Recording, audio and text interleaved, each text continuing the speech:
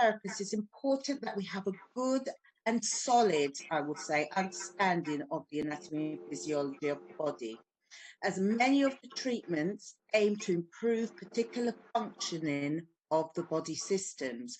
For example, the blood system, lymphatic system, the nervous system, and the muscular system. We need to step back and know how these, as I said earlier, have or will affect the area or the treatments that we're actually going to give our clients. And we need to start off with the very, you know, it's all good and well saying, I'm going to build this house, but I'm going to start off with my bathroom that's in the middle of the house. What's going to happen? Our house will fall down, okay? Because I've started in the middle and I haven't put foundations. I may decide to put my bathroom upstairs in fresh air. Yes, so we have to start from the beginning. So we're going to start on cells and tissues. So every organ that we have within the body is made from cells and tissue. Okay. Human body consists of trillions of microscopic cells. Microscopic means they're so tiny that we need the microscope to see them. Each cell contains a chemical substance called protoplasm. This will surrounding the cell is the cell membrane. So the cell membrane is like the cushion. If we think of the nucleus and the center of the cell, we need to protect that. If we've got our phone, and inside our mobile phone, we've got intricate parts that actually make the phone work. If we don't have that metal or glass or whatever the phone's actually made of, coating, what's going to happen to our phone? It's going to damage. Okay, so that's the same thing with our cells. So it surrounds the outside. The center of the cell is called the nucleus, and this contains the chromosomes. Chromosomes are the things or the genes that we inherit from our parents. So if one of our parents has blue eyes and one of them has brown eyes, then we're either going to have blue or brown eyes. We can't have green eyes. Okay, so we take certain genes from our parents, and that makes us. Okay, so on these are the genes which were inherited from our parents. Cytoplasm is the liquid which is within the cell membrane which surrounds the nucleus. And then scattered through the cytoplasm are small bodies called organs. These are little organs. So let's go back to our cell. I know you can see it just up in the corner there. So we've got the dark purple, which is the nucleus, which is the brain of the cell. Okay, that is the part of the cell that can reproduce. If our cell cannot reproduce, we cannot make a new organ, or we cannot repair our organ. So we must have the nucleus, we must have the brain, middle of the bone to make it function. Then we've got around the actual nucleus, we've got the nuclear membrane. Yes, the membrane, remember I said that was the cushioning, the covering, so we don't actually damage. And then we had the chromosomes. Where were the chromosomes? The chromosomes were in the center of the cells, in the nucleus. We then had cytoplasm, which was the liquid within the cell membrane, yes, just around, and scattered through that cell membrane.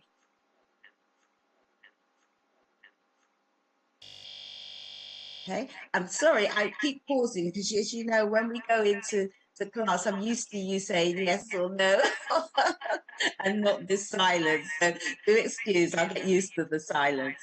Okay, so that's our cells. We spoke about tissue. So once we have the cell, that's the single person, the single organism coming in. When you walk through the door to join the class, Christina, you are a cell by yourself. For you to make the class, you will join Darshana, and you then will become a tissue. Okay? So we start off with you singly coming in to our Zoom lesson. You are the cell. You join, Christina and Darshana will join, and they become a tissue. Then eventually our tissue is going to become an organ. Okay? Which is our level that we're going to do together. So, tissues. Cells tend to be specialized in carrying out particular functions. Groups of cells which share a function. So they will share something, which is what you will do. So your groups of cells, this class, you will share a function. Your function is to become beauty therapists. Okay? So you all are getting together to become an organ. Once we share this function, we actually become tissues. So again, Christina, the cell, Darshana joining our Zoom group becomes tissues. Because we're all hoping to go the same way. We're hoping to go and pass our anatomy and physiology test. Hope so. So when we do pass our anatomy and physiology test, we can then pass our practical, and then we can become beauty therapists. So same principle. Okay, so if the cells are damaged, if the tissues are damaged and the cells divide, they divide and they repair the damage. This is called regeneration. So again, if our class, if I lose Darshana, yes, I lose you, darling. You're on and you've come off our Zoom. You've damaged our tissue.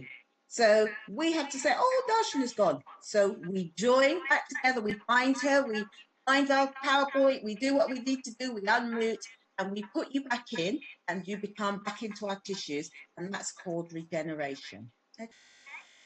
The body is composed of 4 basic tissues. Epidermal tissue, this is found in the epidermis. Epidermis is the skin, which we're going to go and have a look at in a second. You also have connective tissue, and this is found in the dermis, also a layer of the skin.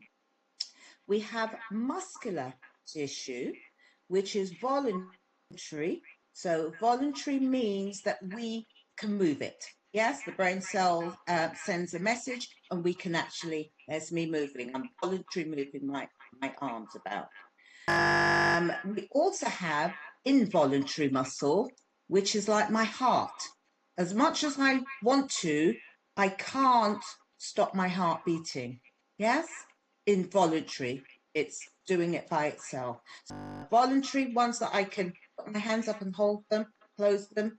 Hold my breath is even voluntary, holding my breath, because I can hold it for X amount of time. But then we have involuntary, which it just happens, and I can't.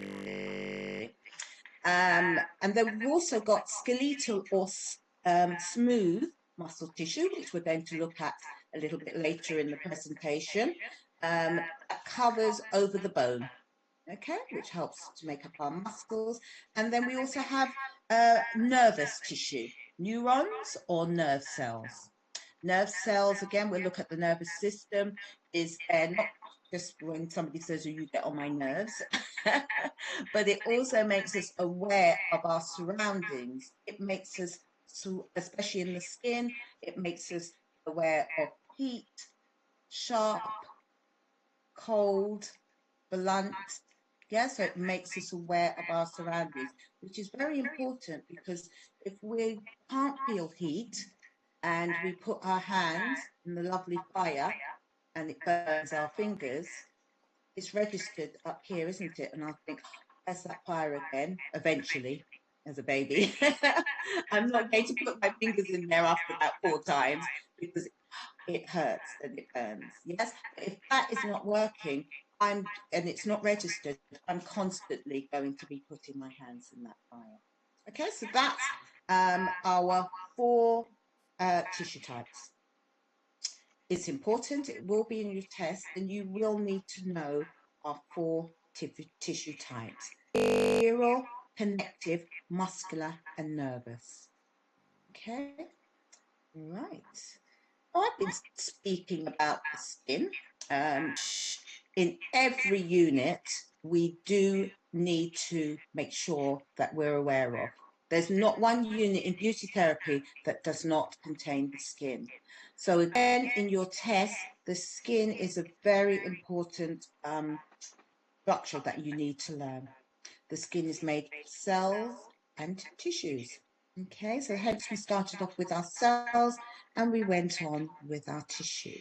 So what is the function of skin? What is it there for?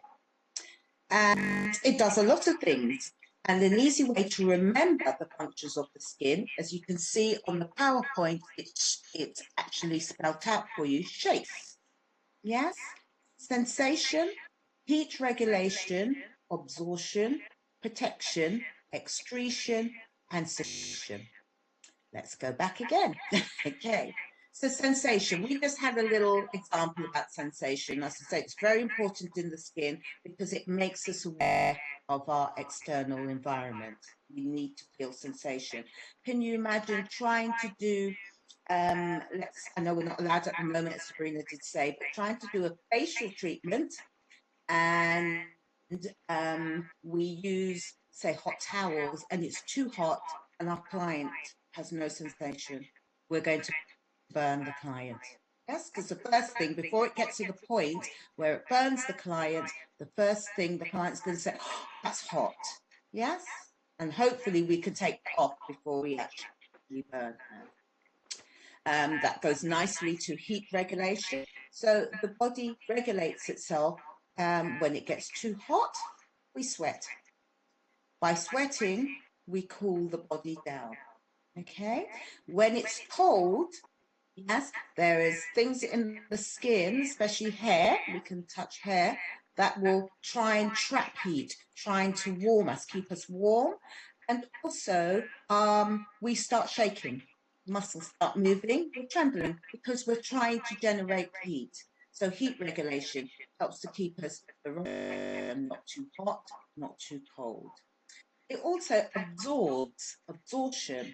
And that's very important for a beauty therapist because we're putting creams and serums and products onto the skin. There's no point it just sitting on the external part of the skin and not entering into the skin, because as we move on, you'll see the skin is divided into different layers. And there's no point it just sitting on the top and just being wiped off. We expect the product to go into the skin, right down to the blood supply, so that it actually will benefit the client. Our skin is also there to protect us. Yes, it would be good that we've got skin that will protect us, because again, it will protect us from the external environment, but it also protects us from allergens. So if we have a product and our skin, we're allergic to it, it usually first shows up in our skin, doesn't it? We get hives, etc. Okay, so it's there for protection. Excretion. Excretion is to get rid of waste products. So any time we get rid of waste products from the body, we excrete. Secretion is to get rid of excess products such as sebum or natural oil. So remember to yourself, excretion is to get rid of a waste. Yeah, body doesn't need it. Secretion is things that we have taken into the body, but we secrete out. It comes out of our pores, such as sweat, such as oil. You know, when we're really hot on that summer's day and we see that lovely dew shine come up on our face, yes, that is natural oil. We're secreting it. So we don't excrete it, we secrete it. Okay, we'll come up a bit later, so hopefully that's good. If there's any questions on that, we'll answer that a little bit later on.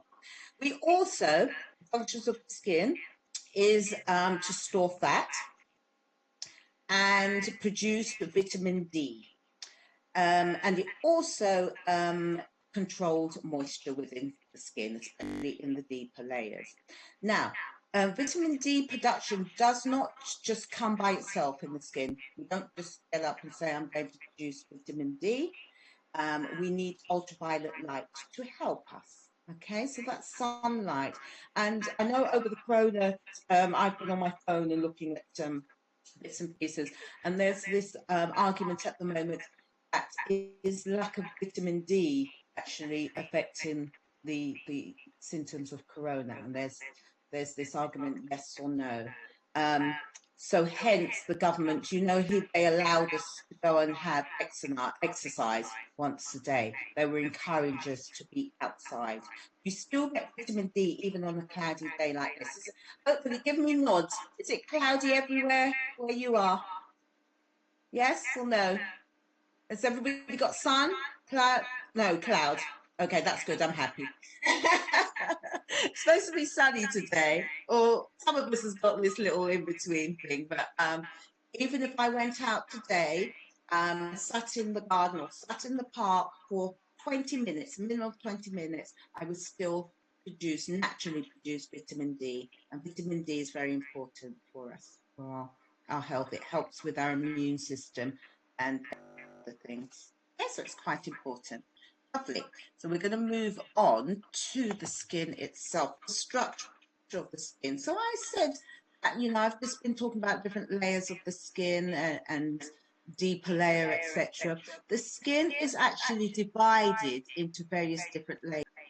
We have the top 5 layers of the skin, which is the area that you can touch, which is named the epidermis.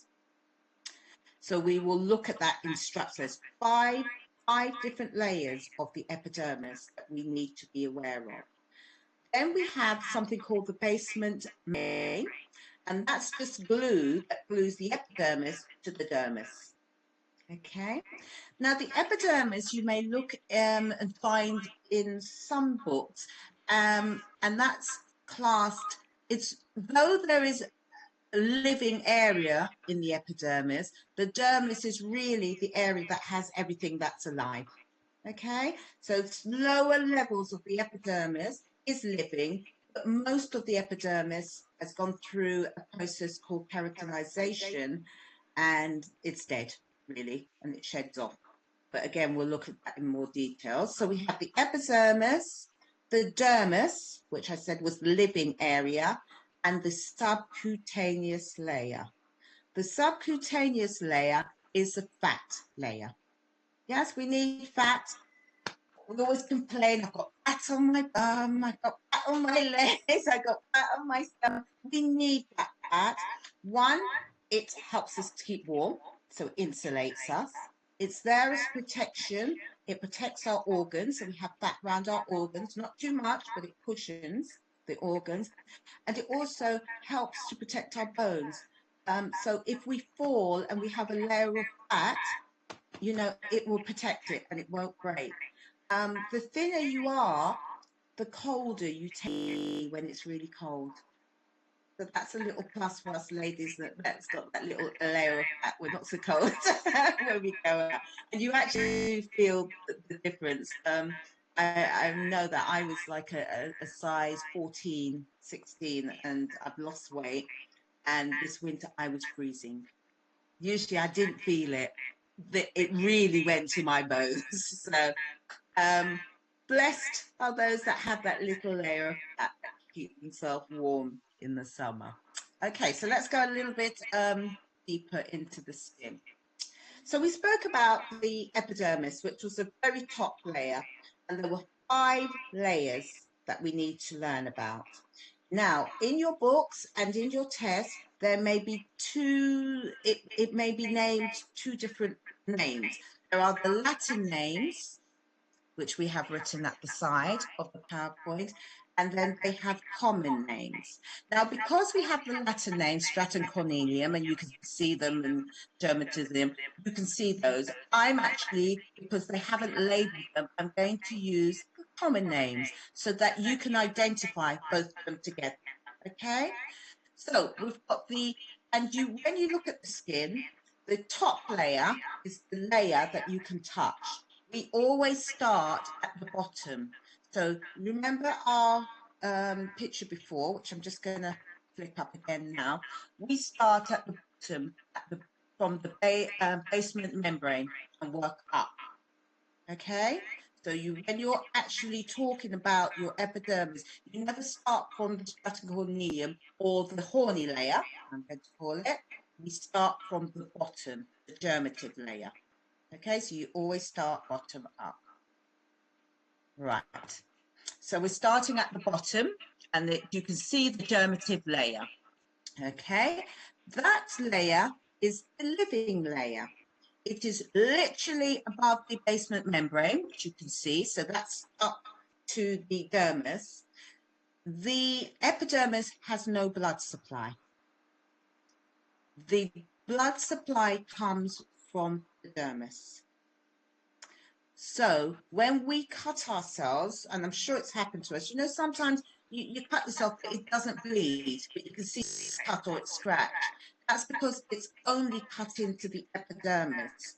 For us to get, for it to bleed, it must have gone deeper, past the 5 layers of the epidermis, into the dermis. Then we'll get blood.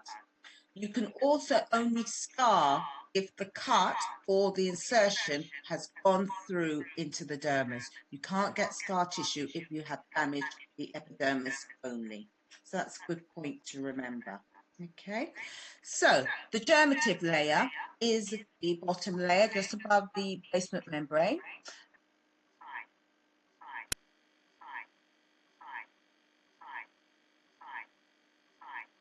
That layer is alive. It will have a nucleus or a nuclei. Nuclei means more than one, so we're going to go with nuclei because there's lots of those cells there. That means it can reproduce. Okay, so remember that. The difference between the germinative layer and let's say the prickle cell layer is that the germinative layer, the bottom layer, can reproduce. That's where the new cells are made. Now look at that layer. Apart from it being dark purple, it can be other colours. But look, in the middle, you've got the big nucleus, which is like the melons. Can you see the melons on the screen? It's nice, plump and fat. That's because it's actually getting blood. There's a little bit of blood going through there. It's right near the dermis, which is the living layer. And it also has to be nice and plump and alive because it's got to reproduce. Okay. The next layer that we've gone up to, spondylium layer, is also known as the prickle cell layer. Now, this is where I miss my actual little whiteboard. That layer, when you look under a microscope, they've got little fingers or little prickles, and they join together. And I always say they love each other because they're stretching out to be friends. Yes, and they join up. So we call that the prickle cell layer. Now look at that little layer. So we've only got one layer up. Can you see that the cells are literally half the size? Reason being, they're not getting as much food supply. What's missing out the middle? Nucleuses, nuclei. Yes, so some of them, this picture's not really true to form. Some of them will still have them. So you still can get reproduction happening in the prickle cell layer. Yes, sometimes. But most of them, unfortunately, I always like to say they're going through or gone through menopause. Okay, they can't have any more children anymore, or they're just about, you know, you always have that late baby, so there's some of them that's in there, but they generally can't really use. So they're actually dying. Okay, so that's where the epidermis has the cells that are actually dying. Those cells cannot reproduce. They're starting to shrink because they're not getting the food supply, they're not getting water, and they're shrinking away. Okay, they're starting to die. they have not gone through the process of dying or keratinization. So keratinization is the process where these cells go through when they've died and they harden up and they're getting no food or anything come through to them. They haven't gone into that layer. If you look higher up, you can see the keratinization zone. They're just above that. Yeah, sorry, they're just below that. Okay, so the next layer, germinative layer, is granular. So I had to remember the name for the common name is the granular layer. No nucleuses, no nuclei. You can see it's an empty shell. They've well and truly gone through menopause, definitely. Yeah, they're not going to reproduce at all. They are actually died and they're decomposing. When you look through a microscope, you actually see little coffee beans. They look like little coffee beans where the cell is starting to break down and they're decomposing. But they have definitely gone through the process of keratinization. Has anybody heard the word keratin before? Usually hair treatments, yes. Usually in our hair, they say it's really good to have this keratin treatment and put it in your hair. Well, you're just putting dead cells in your hair. Okay, that's how it's stronger. Because it's gone through keratinization. It's just stronger because it's dead. So that's something you've learned there. It will be much stronger, but you're just building it on top of your own hair. So in this area, we've hit the keratinization zone. Everything has died. So it's a dead zone. Unfortunately, it's a graveyard. That's starting to decompose. Our next layer we have, which is the granular layer. It's still, as prickle cell granular is, you even see the cells start to, they're decomposing, that they don't even look like shells. They're starting to be misshaped now. Yes, and if you notice, they're flattening. Look at them. They're starting to flatten down. Above that layer is a very unique layer, definitely dead, completely no living cells, and that's called stratum lucidium, or the clear layer. The reason that's called that is because the layer is see-through. Predominantly found on the palms of your hands, the soles of your feet, your lips, yes, and there's a little bit underneath the eyes. Well, it's found all over, but predominantly found in those areas. Now, if I sat there and peeled my palms and held it up to the light, you'd be able to see through it. Okay? So that's the clear layer, no pigmentation. It is found all over the body, but predominantly found in those areas. Now, reason being, while they're predominantly found in those areas, they're also, that layer is highly waterproof. Okay? So if you think by drinking water or tea or coffee, if I didn't have a waterproof layer, I'd be like a sponge. Would be quite nice from this, but it would just continue swelling. Yes? So the lips, the hands, because we, especially in COVID times, now what do we have to keep doing? Washing our hands. Yes? Otherwise, again, our hands would just be like a sponge and all the water would be dripping. Soles of the feet, because when back in the day, we didn't have lovely shoes, so we were walking bare feet and we walk in rivers, etc. Yes, so our feet had to be waterproof. Also, you notice that in the summer, that and you'll find this with your clients, your feet tend to have that hard skin on them. Yes, it's a protection layer. The actual clear layer is trying to thicken to protect yourself, and that's because we tend to wear the flip-flops and the sandals, and they put more pressure on our feet. Okay, so that's a unique layer. We can actually see waterproof. It's flattening down as we go up. See how they thicker, thicker, thicker, and as we go up, they're starting to flatten. Okay, then we have the top layer, stratum corneum, or the horny layer. Okay, that's the layer that we can touch and it flakes off. Okay, as you touch it, it falls off.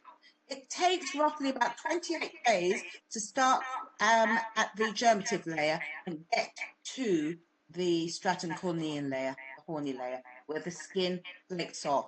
This is also known as desquamation.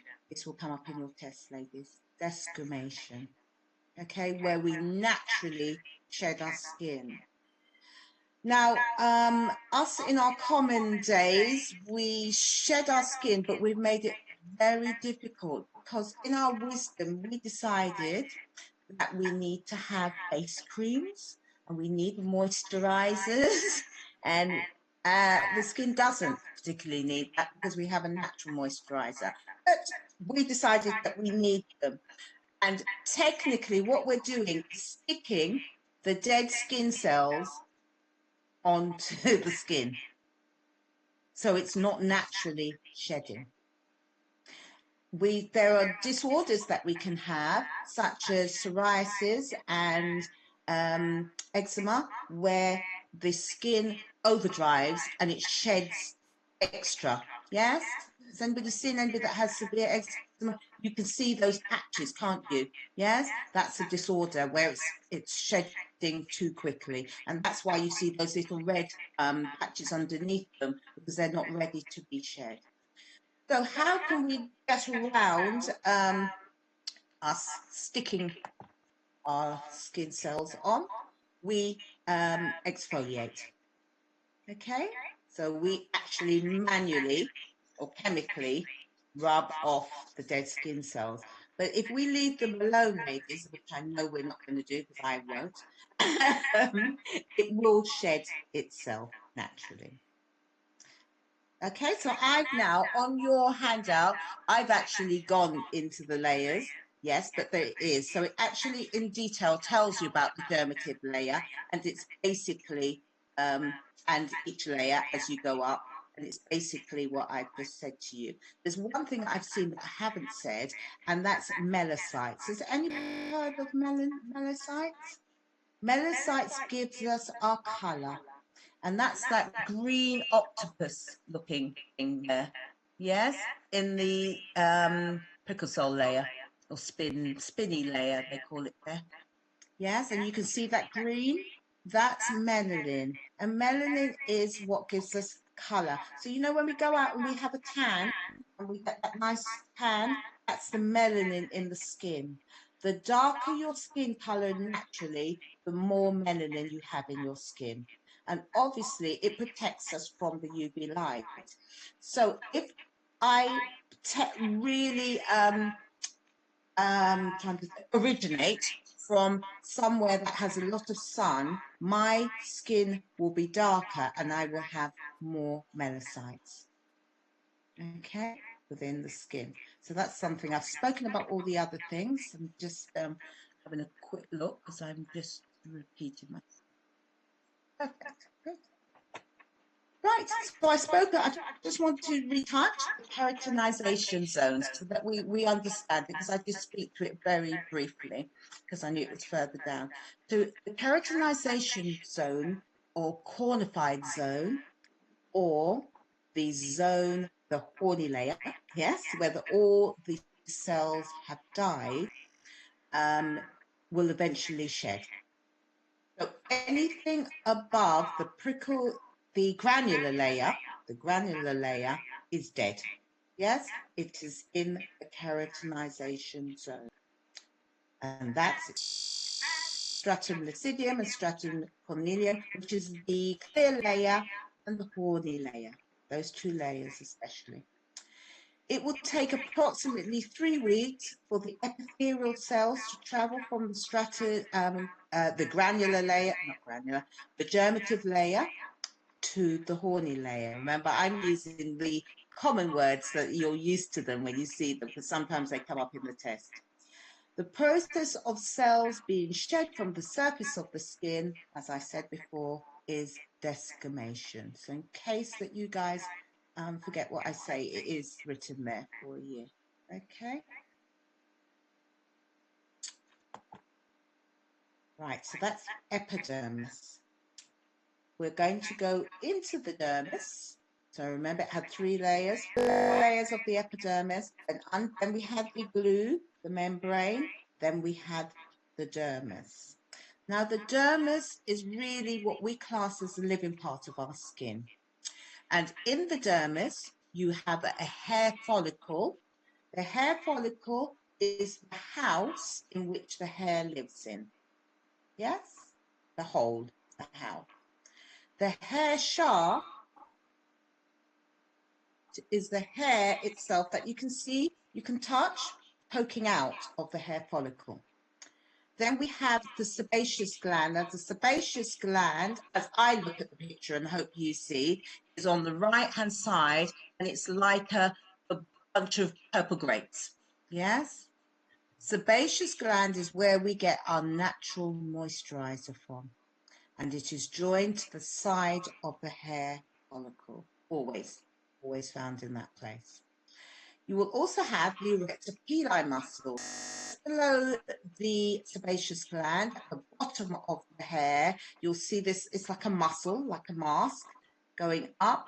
That's the erector pili muscle. This is joined to the side of the hair follicle, and it makes our hair lays down, and it makes our hair stand up. And what we commonly call it, you get goose pimples. You know, when you're cold, you get the little goose pimples. And what it does, it makes the hair stand up, and it tries to trap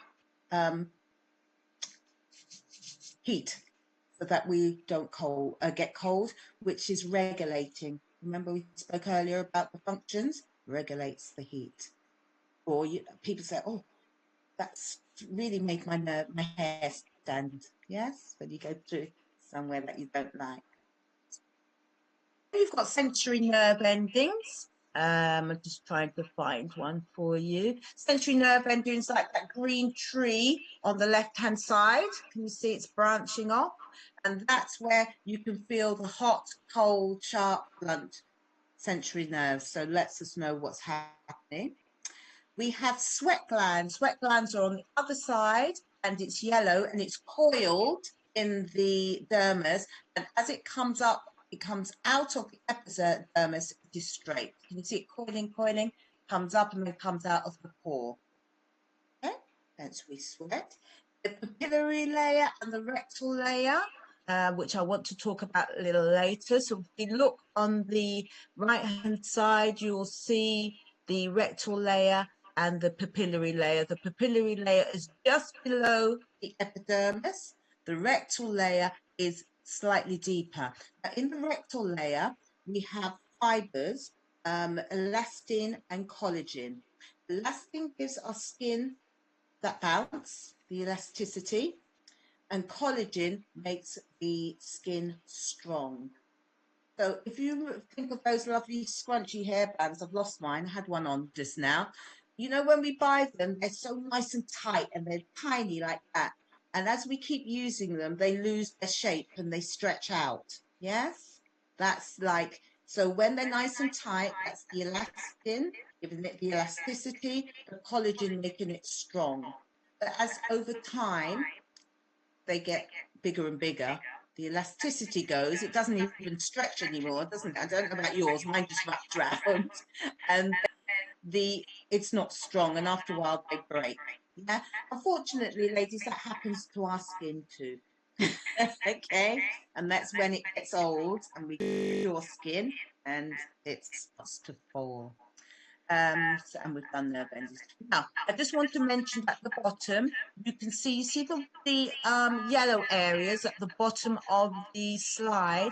That's the subcutaneous layer, the fat layer. And if you look at that, you'll see the red and the blue stroking up. They are the blood supply. So you can see from our diagram, there's no blood supply in the epidermis, as we said. Yeah, so you can't bleed from the epidermis. You can only bleed from the dermis. Okay, and I've explained that to you. The rectal layer network of protein fibers, elastin, given to elasticity, and collagen, given us strength. Right, I think that is as far as we go. Yep, I'm going to touch on the material because I touched on it. So let's just do that, and then we can go to any questions.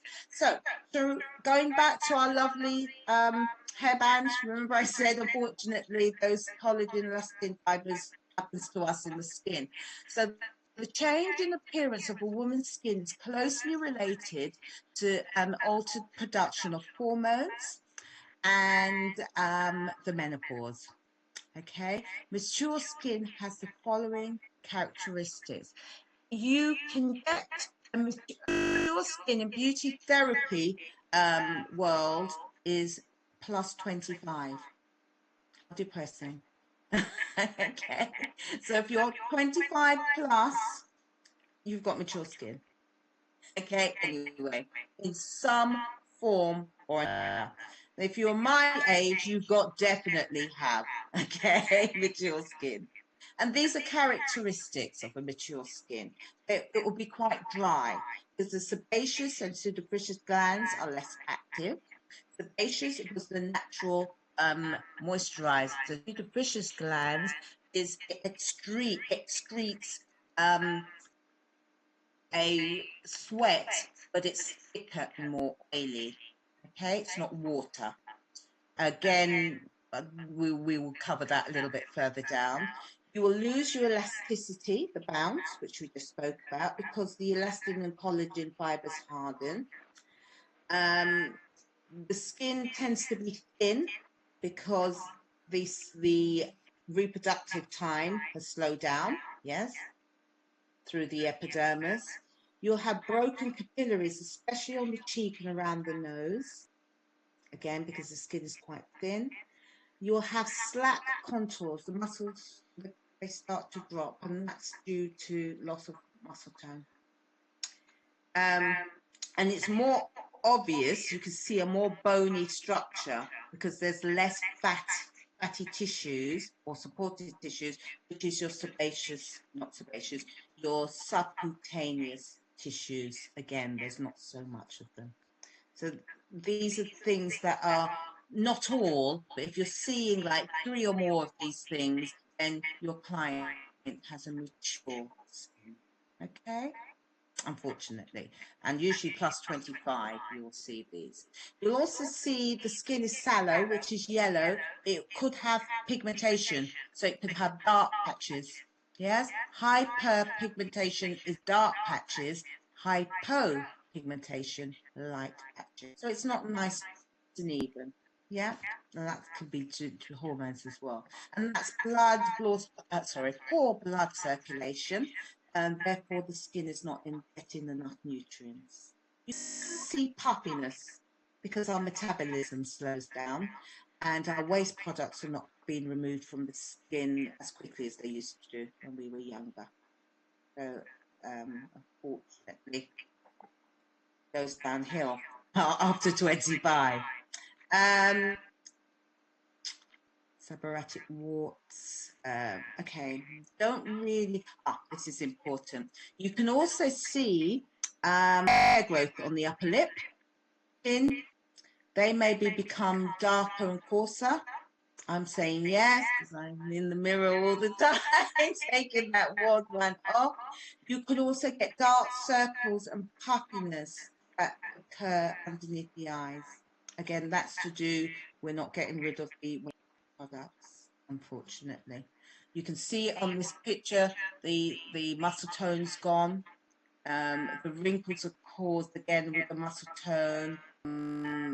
Not as much fatty tissue, so it doesn't plump it out as much anymore. Yeah.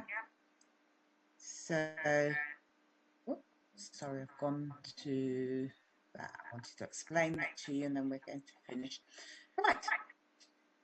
So the structure of the dermis, I'm going to skip here because I've actually answered all these, but just to make sure that we all get them through. They are in your handout. So we had sweat glands. Remember we spoke about the sweat glands, the hair follicle where the hair grew, sebaceous glands, and we do have nails, but that's another unit. Yes. Superficious glands, you heard me talking about that, yes? So we have two. We have the endocrine glands, simple sweat glands, sweat-producing glands. They're found all over the body, most of the body. And the little tube ducts, remember they were coiled and then came out of the pore. They are responsive to heat. So when we get hot, the body regulates the heat, so we sweat. So they respond when we're too hot. So we heat. They appear straight in the epidermis and called in the dermis, as I said, and the duct opens directly to the surface of the skin through an opening called a pore. Now, if you actually want to taste this sweat, if you do ever do taste it, it's salty. Yes, urea. You can actually taste the salt in it if you happen to be working so hard that it drips down to place my chest. Then you've got the apocrine glands. These are mainly found in the armpit, the nipple area, and the groin area. They're larger than the apocrine glands. They're attached to a hair follicle. They're controlled by hormones, not heat, and they become active during puberty. They increase in activities when the body is excited, nervous, or stressed. The fluid secreted. So epicrine glands, epicrine glands, we will secrete. Epicrine secretes because it's thick. So what would we do with the other gland, endocrine glands? We excrete. Do you remember we spoke about that earlier? Excrete is product, salty. Secrete is thicker, yes? Remember, fluid secretus is thicker, and it can contain fats, sugars, protein, and urea. When you taste it, if you ever do want to taste it, it's not salty. That is the gland that, if it mixes with urea, will give us body odor. Yes, that's what we're smelling, that body odor, because it mixes with bacteria. Apocrine gland. Also present are traces of pheromones, which are thought to cause the sexual attraction between individuals. Now, I'm sure this has happened to us in our early years. We all have a body scent, yes? Apart from Chanel No. 5 that we spray on and everything else. And, you know, that boyfriend that we had and we broke up and he's left his t-shirt or his jumper or whatever it is, yes? And, you know, you're really sad and happy that I'm not happy that he's gone. You picked it up and you smell it, and what do you smell? Him. Yes? So that's the pheromones that you're actually smelling, because that's his own body smell. Okay? And it's supposed to attract us together. So when we say that we're never going to wash that t-shirt again, it's because we're sexually attracted to that person, even though we've realized he's no good really. We're still attracted to him. Right, I think that's perfect. Excellent. And I'm looking at the time, and my gosh, I'm really happy with myself because I'm only 1 minute over.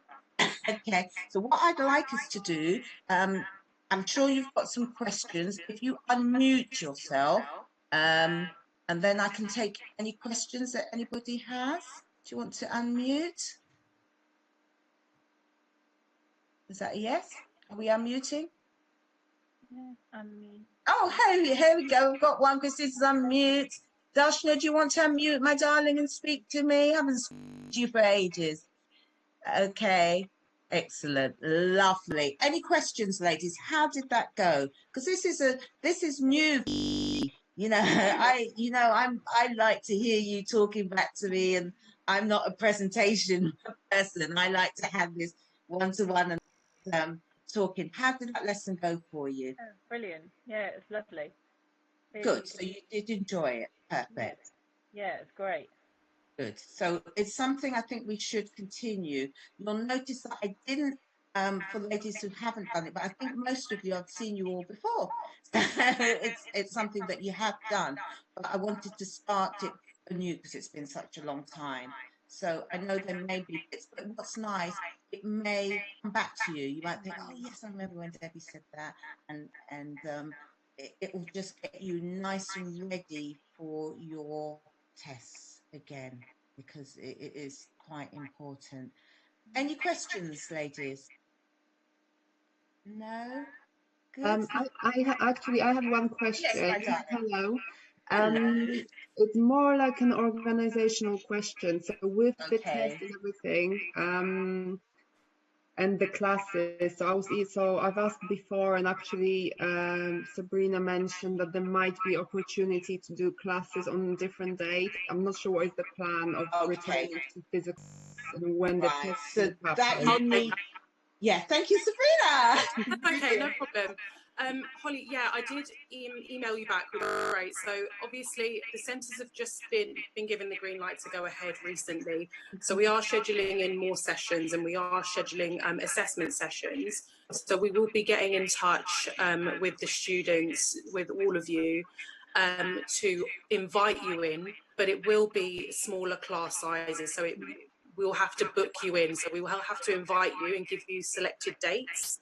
Right. And you will take those dates and email back and say which one you're able to come in for, so that we can organise smaller class sessions. We really do need to make sure that we're keeping on top of the COVID-19 risk mitigation practice. So outside of these Zoom sessions will be something that we are looking at doing going forward, but practical sessions will have to be scheduled in, and we will be getting in touch with our students very soon to organise those. Perfect. Thank you so much. No problem. Okay, so if we don't have any more questions, then I will leave it there for today. And Debbie, thank you so much for your input on that. I think hopefully the ladies did. Physiology is quite substantial, so it's good to go through this, and it's good to have a touch base where, you know, they've got access to a tutor to be able to ask questions and make notes, because it's, you know, there's reading notes and then there's having that interaction as well, which makes it a big difference. So ladies, I will leave it there. As I said, with the online resources, if you haven't already logged into the system, please email the office at enroll, ENROL, at fingertipsandbeauty.com, and we will organise your access to make sure that you can get into that. But as I said, today was great. Hopefully you did have some good takeaways from it, and hopefully we'll be speaking to you and hopefully seeing you soon. Thank you. Thank you. Thank you. So good.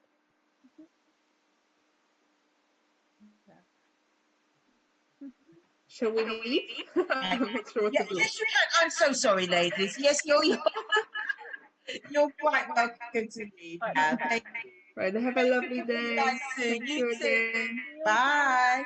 See, I'm used to being class, and take care.